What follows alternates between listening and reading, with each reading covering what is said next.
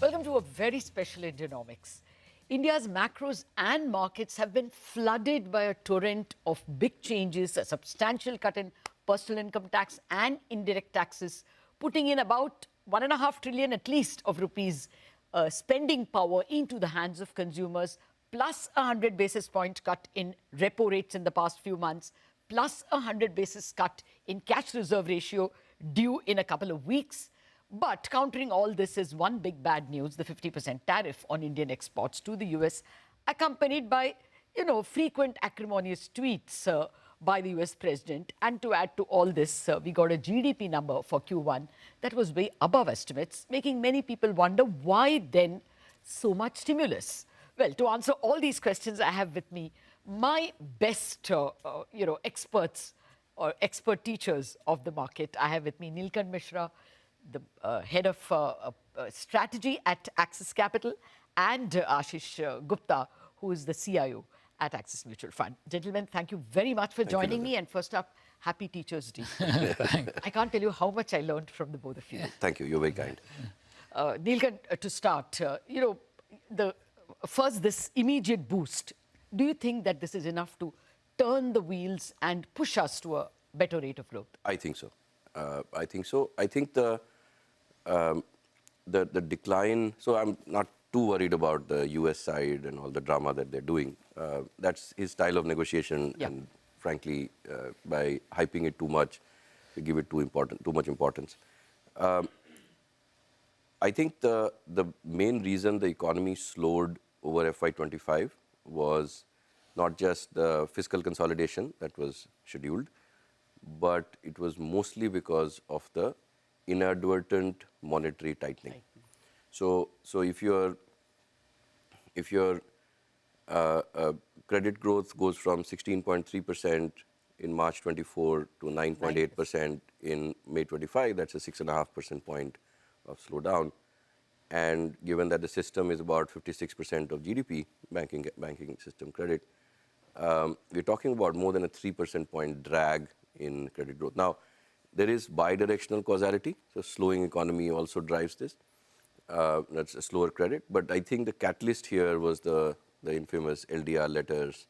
Okay. I think the aftermath of the pegging USD INR at 83 and how it broke in the October-December quarter. So many signs of tightness. Yeah. So so now all of that is reversed. Now the problem with just easing monetary is that it's like pushing on a string. It takes time, and I was expecting that by November, December, some credit growth pickup will start happening, and that is absolutely critical for the economy to revive.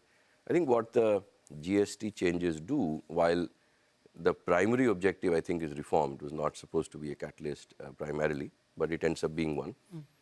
And so there is some destocking before 22nd September, but then when the restock happens, it's like billiard balls, so you have momentum going downward, then you have something hitting it the other way, and it starts to become, so what is a vicious cycle where the economy is weak, become a virtuous. Then quickly starts becoming a virtuous cycle, which is what we were into FY24. Some of it had to be tightened, but I think they ended up tightening too much. And so I'm quite confident that the measures taken so far are sufficient to lead to a growth revival. Whether they're sufficient to sustain growth over 10, 15 years, do we need more reforms or not? I'm sure you'll have questions on that. Yes, I have. But before that, Ashish, the market thinks like this. The market is supposed to think forward. Yes. We have not seen that kind of a, positivity. Sure. So how would you explain the market's kind of placid reaction to what I would say are, very strong steps? So I think the market has various facets to take care of, right? And there has been facets around what foreign investors have been doing. There's been the facet of so much equity supply, IPOs coming to the market. So the market reaction actually gets defined by multiple factors. And actually, if you see since the announcement of GST rate cut came, so that was nearly 15 days ago, actually many of the consumption stocks are up 20 to 30%. So when the final announcement came, it was not totally unexpected. Yes. Right? If you look at August 18 and if you look at yesterday, Yes, right. So there has been a big move. level is the same. Now, the market also has a memory of last 4-5 years where the consumption has dragged for multiple reasons. Real wage growth has been poor, etc. So I think to really fully reflect this, market will not just wait for the impact of the stimulus, but how it translates into real demand, how it translates into corporate earnings. And as Neelkanth mentioned, we will probably not see that in the September quarter because of the destocking, but in the third quarter and the fourth quarter, there should actually be a sharp recovery. And I agree with him on both counts. You have On the credit flow. Yeah, the monetary stimulus takes about 6 to 9 months to kind of feed through, and on top of this, the stimulus that's come because of the GST rate cuts. Fair point, fair point. Now, before the market beats me up, they want to know from you what to buy. So I will have to ask you that directly. What would you bet on? Is consumption still worth betting on, Neelkanth? What would be the top 3-4 bets be? Maybe on the discretionary side. See, remember that the fundamental drivers of the economy have not shifted. So you have a one-shot cut off. Fundamental, I thought, has shifted. No, we were a capex concentrating fisc. We are still that. So that is the message which I think is absolutely lazy thinking. Okay. That because see the objective of GST reform or the catalyst for GST reform was that compensation cess was ending this year. Yes. Constitutionally, it couldn't have been extended beyond FY26. Because of that, then you had some room to cut some rates. The group of ministers recommended cancelling 12%. And then the Honorable Prime Minister decided let's get rid of 28 as well. So you don't believe you're going from capex to consumption? 0% probability of that, right? Because I think the priority remains to build infrastructure. It will all be, from the government side, it will be primarily supply side interventions. Okay. It's not going to be consumption boost. So, and remember that we are still in a stage where labor is in excess, capital is in shortage. And therefore, the pricing power of labor is not changing. So beyond the 8-10% boost that comes from reduction in prices and growth in volume, I don't think there is anything more to be read from what is happening. Okay. So it will remain. So to come to the sectors. Yeah, so it will remain an investment-driven recovery. I would look at credit providers because when credit growth starts to pick up, it kind of feeds on itself. I would look at construction proxies. I would look at high-value discretionary items. So I would any day prefer cars over FMCG, for example, if I have to play the consumption theme. So yeah, so those would be my bets. I think on global exposure, I would continue to remain very worried.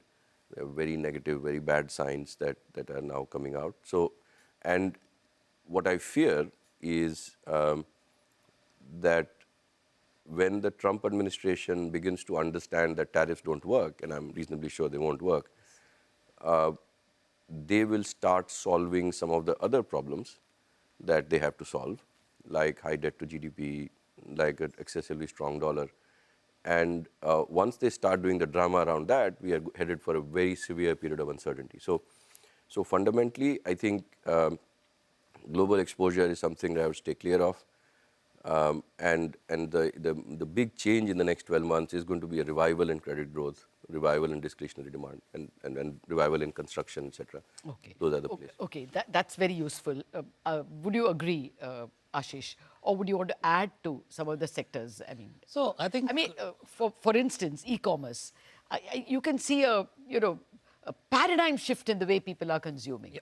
So UPI, any of the other ideas? So I think what I'll want to add is that not just sectors, but you actually have to look at which are the companies, right, which are gaining market share, which have the products that are actually more desirable. So if you look at the math, right, you said the number that with the GST rate cut, maybe there's 1.5 lakh crores of more purchasing power, right? So total private financial consumption expenditure is about 20 odd lakh crores, right? So it's about 5-6% impetus, right?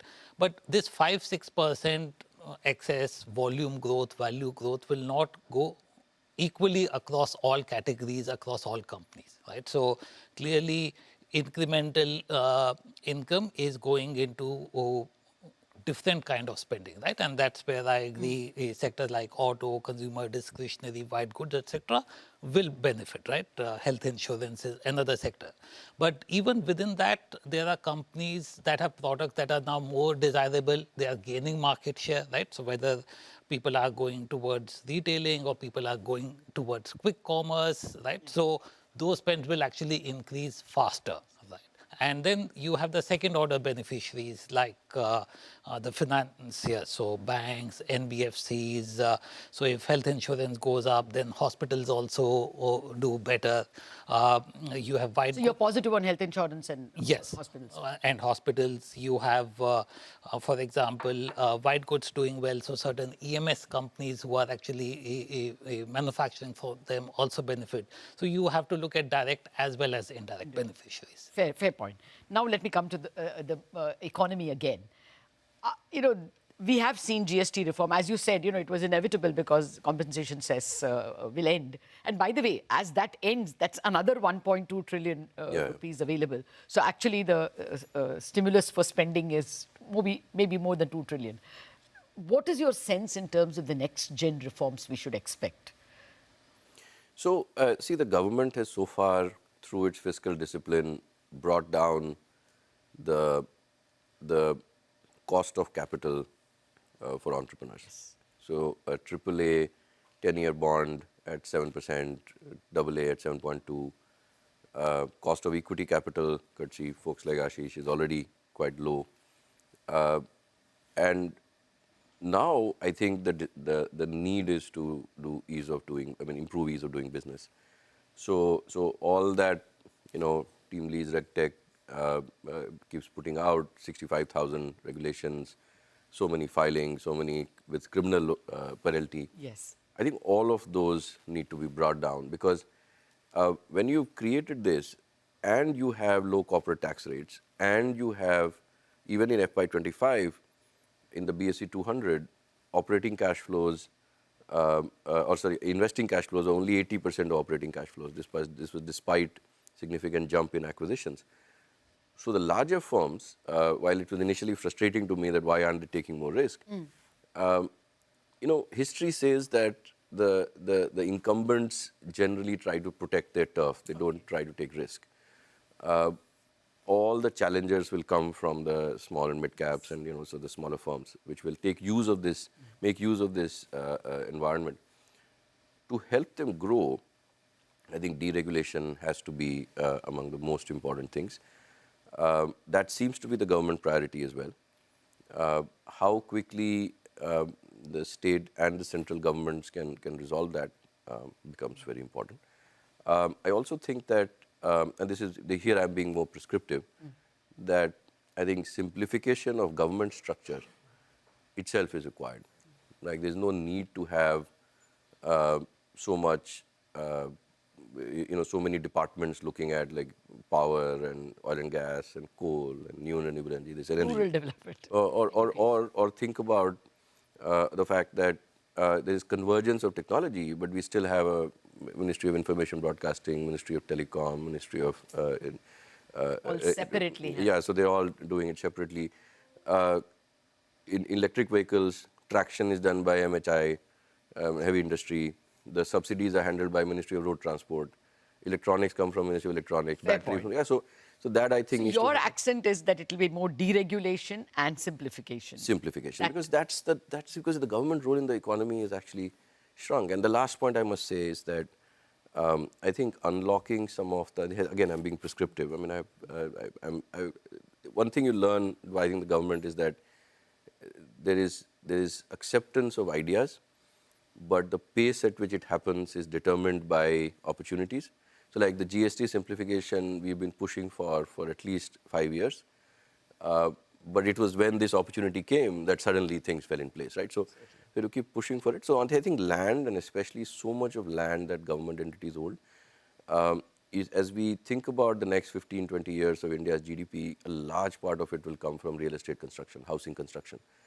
And to bring down the costs of that, I think a lot of the land easing, regulatory easing will be required. So these would be, but that's more prescriptive at this stage. Well, I have to take a break, but lots more questions lined up, especially earnings growth, GDP growth. How do we face tariffs? All those questions lined up after the break.